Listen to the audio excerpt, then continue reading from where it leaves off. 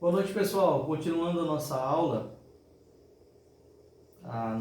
de terapêutica, nós paramos na aula passada nesse slide aqui, tá? Que fala sobre os tipos de formas farmacêuticas. Nós estamos falando dos tipos líquidos, tá? Que a letra C seriam as soluções. Então, eu expliquei para vocês, só lendo rápido aqui para vocês o slide. Soluções são mistura de duas ou mais substâncias homogêneas, ou seja, tem a origem igual do ponto de vista químico e físico.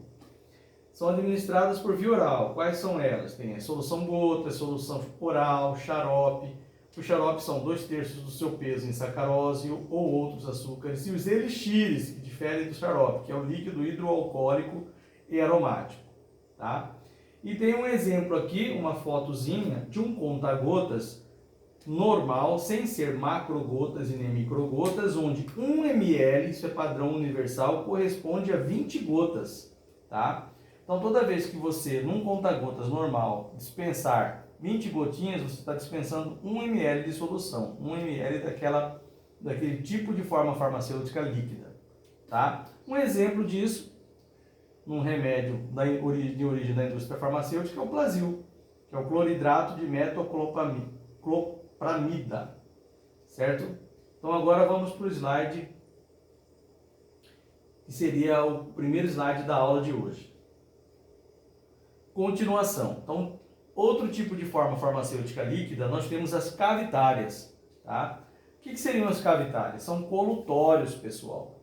Tá? Todo colutório é para ser aplicado em cavidade. Por exemplo, a cavidade oral. A boca é uma cavidade, certo? Então, o que a gente faz no bochecho com clorexidina, com Periogard, com Plax, com Colgate, com o flúor, são chamados de colutórios, tá? Colutórios são os tipos de formas farmacêuticas líquidas cavitárias, tá? Então, eles são de aplicação local sobre as estruturas da cavidade oral. Por exemplo, para bochechos, para irrigações, sem que haja a deglutição. Os colutórios não são indicados para deglutição, ou seja, nós não podemos engolir os colutórios. Ah, mas se acontecer acidentalmente, professor? Se for em pequenas quantidades, não vai fazer mal nenhum. Agora, se você engolir em grandes quantidades, pode realmente intoxicar ou criar alguma reação adversa aí no caso, tá? Quando falo em cavidades também, pessoal, pode pensar na cavidade da coroa dentária. Por exemplo, você está fazendo um preparo cavitário, tá, da coroa do molar, uma cavidade tipo classe 1 ou classe 2. Vocês ainda vão aprender isso aí. Acho que ainda não tiveram aula sobre isso. É aula de dentística operatória ou dentística restauradora. É um tipo de preparo cavitário. Classificações de Black que fala. Então você forma uma caixa, uma cavidade, e tem as classificações dela. Você vai lavar essa cavidade com clorexidina, tá? É indicado, vai irrigar essa cavidade, lavar ela, desinfectar ela com uma solução de clorexidina. Então ela também é um colutório para a cavidade dentária, certo? Prosseguindo. Outro tipo de forma farmacêutica líquida, as injetáveis, certo? Que elas podem ser em ampolas ou frasco-ampolas. Aqui está o exemplo de uma ampola, tá bom? Uma foto de uma ampola. Então, as injetáveis são soluções ou suspensões esterilizadas. O líquido que está dentro da ampola e do frasco-ampola é estéril, pessoal. São livres de pirogênicos. O que são pirogênicos? Gênese lembra tudo origem, tá? Gênico, ou seja, piroinfecção. Então, são livres dos micro-organismos que causam infecção, os pirogênicos, tá? Em geral, isotônicas, tá? Acondicionadas em ampolas ou frasco-ampolas, como eu disse para vocês, e de forma a manter essas características indicadas para a administração parenteral. Nós vamos ver isso aqui mais para frente, o que quer dizer parenteral, certo? Então, pessoal, essas soluções aqui, essas soluções ou suspensões, nós temos elas nesse formato de ampola, tá? Para injetar na veia, direto na veia, e o frasco ampola também, que vai ser injetado pode ser na veia, diluído num diluente, ou no músculo, também diluído num diluente, geralmente água destilada ou bidestilada, certo? São todas indicadas para administração parenteral. Vamos continuando. Esses injetáveis, eles têm vantagens em comparação aos outros tipos de formas farmacêuticas. Quais são as suas vantagens? Elas são de absorção rápida e segura, determinação exata da dose do medicamento, ou seja, você consegue praticamente mensurar toda a quantidade, o volume do medicamento a ser injetado, a ser infundido. Permite o uso de grandes volumes, tá? Pela via intravenosa. Um exemplo de grandes volumes: soro glicosado, aqueles frascos de soro que a gente vê o paciente tomando em hospital, policlínica. São volumes grandes que são infundidos dentro dos vasos sanguíneos, dentro das veias. Não sofre ação do suco gástrico, ou seja, eles não perdem um pouco a sua qualidade, certo? Na atuação do mecanismo de ação. Tá? Por quê? Porque não tem o ataque do suco gástrico, eles não passam pelo estômago, eles são injetados através das veias. Não agridem a mucosa gástrica, ao mesmo tempo eles também não fazem agressão na mucosa gástrica, porque alguns medicamentos são agressivos à mucosa gástrica, com exceção de alguns anti-inflamatórios, tá? Geralmente os não esteroidais, nós vamos ver anti-inflamatórios não esteroidais mais para frente também, certo? Então tá bem claro aqui as vantagens dos injetáveis. Se eu perguntar na prova para vocês, quais são as vantagens dos tipos de formas farmacêuticas líquidas injetáveis?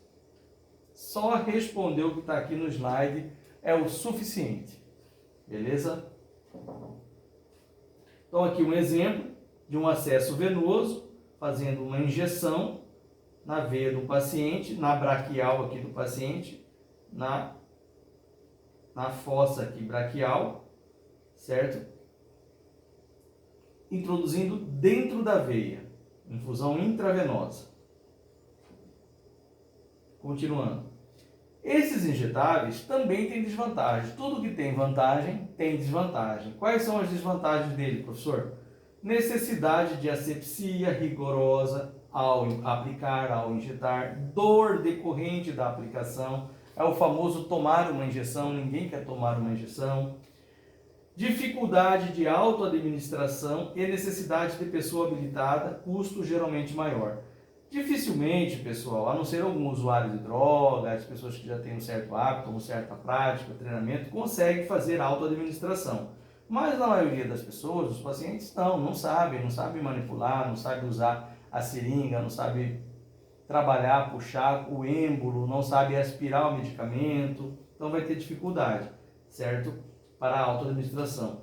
E a administração desse medicamento necessita a formação específica de um profissional, geralmente um técnico de enfermagem, um enfermeiro, e isso aumenta o custo.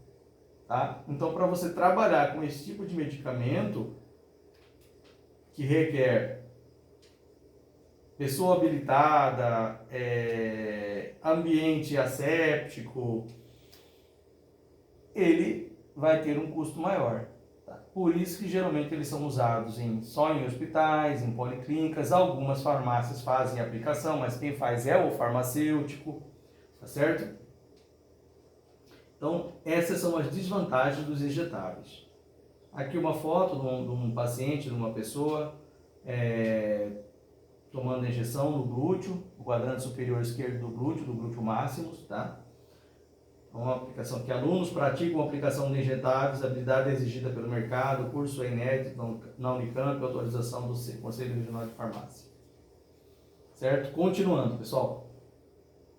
Pessoal, agora nós vamos entrar em dois temas aqui. É só uma recortação da farmacologia. Eu vou falar isso para vocês também na disciplina de farmacologia. Mas só uma breve recordação. Na disciplina de farmacologia eu vou aprofundar um pouquinho mais sobre esse assunto aqui, que é chamado farmacocinética e farmacodinâmica. O que seria cada uma delas aqui? Farmacocinética, cinética é movimento, tá? Então, o movimento dos fármacos. que seria? É o movimento dos fármacos pelo organismo. É como o fármaco movimenta. Cinético é algo em movimento. Da física seria energia em movimento. Tá? Como ele anda pelo organismo após sua administração, abrangendo os processos de absorção, distribuição, biotransformação, que é o metabolismo e a excreção. Onde que o medicamento é absorvido quando ele anda pelo trato gastrointestinal, por exemplo, que a via de administração seja oral. Ele vai ser absorvido no estômago, vai ser distribuído através do sangue, tá? Por todos os tecidos do corpo, vai ser biotransformado ou metabolizado, que é a mesma coisa, transformado em metabólitos no fígado, tá? E ele é excretado onde? É excretado nas fezes ou na urina, certo? Então, é como o caminho farmacocinético, é o caminho que o medicamento faz através do organismo, tá? Resumindo, farmacodinâmica, o que seria dinâmica? Dinamismo é ação, concorda? Então, a ação dos fármacos, o que quer dizer então, trocando em miúdos, é a ciência que estuda os mecanismos de ação dos fármacos e seus efeitos no organismo. É como o fármaco age e não o caminho que ele percorre. Correto, pessoal? Tranquilo até aqui, né? Então vamos prosseguir. É só um lembrete, isso aqui é visto na farmacologia geral, tá? Que eu mesmo vou passar a dar para vocês esse semestre aqui. Próxima aula já vou estar falando alguma coisa mais detalhada sobre isso. Continuando. Um esqueminha aqui mostrando, tá? Parte da farmacocinética, que seria a absorção e a desintegração do medicamento quando ele entra no estômago, que é essa porção aqui, o transporte dele, que corresponde à distribuição, certo? O metabolismo dele, ou a biotransformação, que é representado aqui pelo fígado, tá? E a excreção, que é representado pelas fezes ou pela urina. Tá? E aqui, um pouco falando sobre a farmacodinâmica. Eu vou falar isso lá na frente, na aula de anti-inflamatórios. Nós vamos falar sobre a ciclooxigenase, tá? A ação das prostaglandinas, o processo da inflamação, como que ela se comporta. Então, isso aqui nos reporta a mecanismo de ação de um tipo dos fármacos, que são os anti-inflamatórios. Certo? Então, continuando aqui, pessoal. Vias de administração de fármacos. Isso aqui é importante vocês fixarem isso na mente de vocês. Nós temos, então, número 1, as vias enterais. O que é enteral, professor? Enteron é intestino. É tudo que passa pelo trato gastrointestinal. Quando a gente fala passar pelo trato gastrointestinal, a gente fala luz do intestino, luz do aparelho gastrointestinal, ou seja, por dentro. Luz representa o conduto por dentro, tá? Do trato gastrointestinal. Então, quando a droga entra em contato com qualquer um dos segmentos do trato gastrointestinal, enteron é intestino. Então, essa é a via enteral, tá? Continuando. Quais são elas? Elas se subdividem, ó, voltando aqui, vias enterais. Aí elas se subdividem em letra A, sublingual. É quando o medicamento é colocado embaixo da língua para ele ser absorvido.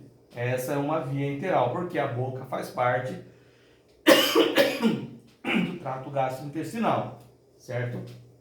Então tem um esqueminha aqui mostrando o remédio colocado embaixo da língua. Então essa é a via sublingual, tá? Subdivisão da via enteral. Outra subdivisão, oral. Quando você engole o medicamento, é colocado na boca para você engolir. Então é a via oral. Exemplo aqui na fotozinha mostrando. Retal, quando o medicamento é colocado na ampola retal, ou seja, tem um ânus e tem a ampola retal, certo? Que é a última parte do intestino grosso. Aqui um exemplo aqui, ó. Isso aqui é o reto. Tá? Essa ampola aqui, isso aqui é o ânus, o esfíncter anal e todo esse pedaço aqui é o reto, a ampola retal, rectum, tá? Esfíncter exterior, mostrando os dois lados do esfíncter exterior aqui, tá? Que é o esfíncter anal. E o esfíncter interior, que são um do lado do outro aqui. E a ampola retal é o final do intestino grosso. Então é uma via retal. Por exemplo, supositório, colocado na ampola retal, tá? Alguns anti-inflamatórios para criança, é colocado em ampola retal. Vias parenterais. Por exemplo, nós falamos de enteral, luz do trato gastrointestinal, e parenteral. Quando a gente usa a palavra, o prefixo para, pessoal, quer dizer que está paralelo, ao lado de. Se ele é paraenteral, então ele está ao lado do que é o trato gastrointestinal, se enteral é intestino, certo? Então, é um outro tipo de via que anda paralelo com o trato gastrointestinal. A definição aqui seria quando a droga não interage com o trato gastrointestinal. É a mesma coisa. E quais seriam essas vias parenterais? Aqui, ó, percutânea, ou seja, não entrou pelo trato gastrointestinal, é parenteral. Não é mais enteral, é parenteral. Percutânea é um exemplo, ou seja, através da pele, perfundindo a pele, atravessando a pele. Por exemplo, introdução de um catéter aqui, ó, é uma via de administração parenteral percutânea, do tipo percutânea. Letra A. Letra B, respiratória. Aqui, a inalação, por exemplo, o aparelho de inalação. Você está administrando um medicamento pela via respiratória, tá? Que é uma via parenteral, é um tipo de via parenteral. Aqui um exemplo. Letra C, endodôntica, que é bem a nossa área, a nossa profissão, odontologia. Dentro do dente, endo é dentro, endovascular, dentro do vaso, endodôntica, dentro do dente. Então, o que é dentro do dente? É o canal radicular, câmara pulpar e canal radicular. Então, administra-se medicamentos pela via endodôntica também. E esses medicamentos vão atravessar lá o ápice radicular e vão entrar em contato com o sistema do corpo humano. Então, é uma via de administração. Geralmente, ele é usado mais para ação no periodonto, no próprio dente e no que envolve o dente, tá? São quantidades mínimas de medicamentos que não conseguem ter um efeito sistêmico a ponto do paciente sentir alguma reação. Ele sente uma reação, no máximo, no periodonto ou no próprio elemento dentário, certo? Aqui o exemplo, canal radicular, um molar aberto, preparo cavitário aqui, tá? E a lima sendo colocada aqui, e isso aqui é o canal radicular, certo? Então, a via endodôntica, que representa uma lesão no ápice do dente, o osso, essa caixinha aqui toda trabeculado ósseo, é um corte histológico de um dente implantado no osso, tá? Submucosa ou subperióstica. Sub, abaixo, tá? Abaixo da mucosa. Subperióstica, abaixo do periósteo. Periósteo é aquela membrana, aquela camada fina, uma membrana fina que protege o osso. Onde tem osso, tem periósteo. Osso sem cobertura de periósteo, ele é um osso suscetível a um processo infeccioso inflamatório. Tá? O periósteo é que protege o osso. Aqui o periósteo já foi rebatido, representa essa porção aqui, onde está o cursor, e aqui está o osso totalmente exposto. Então houve um rebatimento do periósteo. Tá? Então, a medicação pode ser colocada diretamente no osso, ou seja, embaixo do periósteo. E pode ser, no caso, quando é mucosa, embaixo da mucosa. Tá? Dentro da cavidade oral, dentro das cavidades do corpo, a gente tem mucosas. Nós temos mucosa intestinal, mucosa anal, mucosa ocular, mucosa oral, certo? Então, medicamentos são colocados aí também. É uma via de administração parenteral. Outra via, intramuscular. Os medicamentos são colocados dentro do músculo, Marcelo? Sim. Tá? É o famoso tomar a injeção no músculo. Intramuscular é dentro do músculo mesmo, dentro do feixe muscular. Tá? É uma outra via parenteral. Tá? O que não está dentro do trato gastrointestinal está parenteral. Dentro do trato gastrointestinal é enteral. O que não está é paraenteral. Então, são esses tipos de vias aqui, tá? Intraarticular, certo? Eu falei intramuscular, mas é intraarticular. A intramuscular vem depois. Intraarticular é dentro da articulação. Aqui o exemplo de uma articulação de um joelho. Tem muitas medicações que são feitas dentro da articulação. Faz-se uma injeção, uma infiltração dentro de uma articulação para resolver um problema inflamatório da articulação, um problema álgico de dor, certo? Agora sim, o intramuscular. Nós temos a infiltração intramuscular, que é a famosa injeção no músculo, tá? Também é parenteral. Aqui um exemplo, certo? Continuando, pessoal.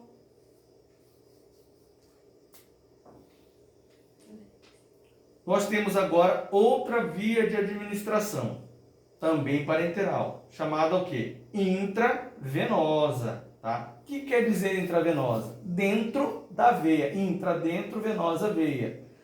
Na veia, permite a infusão de grandes volumes, como eu falei no slide anterior, tá? Por exemplo, um frasco de soro, vários frascos de soro é colocado intravenoso. Aqui um exemplo, tá? Então, olha só. Um paciente ele pode ficar, o mesmo paciente, com vários acessos venosos, tá? Sendo infundido vários volumes de medicação do tipo de forma farmacêutica líquida, tá? No mesmo paciente e ao mesmo tempo, tá? A via intravenosa permite isso aí. Subcutânea, pessoal. O que quer dizer subcutânea? Cutânea é pele, tá? Mais o que está embaixo da pele, que é o tecido subcutâneo. Então, é embaixo desse tecido subcutâneo. Você rompe a pele, tá? Rompe a derme, a epiderme, a derme e a hipoderme. Embaixo da pele, isso tudo constitui a pele, embaixo da pele tem o subcutâneo. A medicação é colocada embaixo dessa camada muscular chamada subcutânea. Tá? É uma via de administração também. Intradérmica, outra via de administração. Mas, professor, não seria a mesma coisa que a subcutânea? Não, não é a mesma coisa. São locais diferentes, regiões anatômicas diferentes. Aqui é embaixo da camada muscular, logo após a pele, logo abaixo da pele. Aqui é dentro da pele, tá? Dentro do órgão pele. A pele é o maior órgão do corpo humano, certo? Se qualquer vez perguntar para você qual é o maior órgão do corpo humano, é a pele, tá? Ela cobre todo o corpo humano, ela reveste todo o nosso corpo. Ela protege o nosso corpo e reveste todo o nosso corpo, tá? Aqui a medicação é colocada dentro da pele, então ela é intradérmica. Correto, pessoal? Então, nenhuma dúvida até aqui, né? Vamos continuar? Não vamos mais continuar. A nossa aula acaba aqui, tá? Foi a continuação da aula passada e assim sucessivamente nós vamos fazendo continuações. Então ela ficou um pouquinho mais curta, mas eu vou estar mandando o slide para vocês e vai estar sendo postado no portal. Tá joia, pessoal? Muito obrigado pela atenção de todos, uma boa noite.